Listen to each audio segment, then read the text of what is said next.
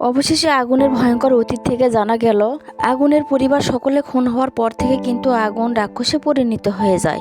তাহলে কি ঘটতে চলেছে এই রাক্ষস নাটকের 3 নম্বর পর্বে এবং 3 নম্বর পর্বটি কবে রিলিজ হবে এই সব কিছু আপডেট জানিয়ে দেব আজকের এই ভিডিওতে।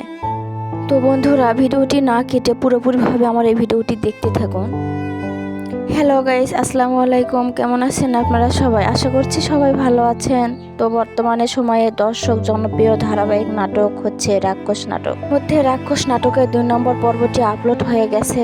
তো বন্ধুরা, আপনারা দেখলেন 2 নম্বর পর্বটি খুবই ধামাকা কাহিনী ঘটলো।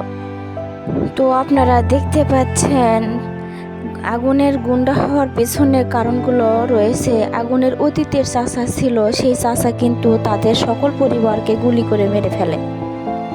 এখানে এটাও দেখা যায় তার চাচাতো ভাই কিন্তু আগুনের প্রেমিকাকেও মেরে ফেলে, তুহিনাকে।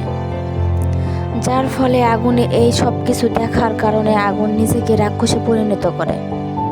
তো বন্ধুরা, আগামী রাক্ষস নাটকে 3 নম্বর পর্বটি কি ঘটতে চলেছে তা আপনাদের জানিয়ে দেব।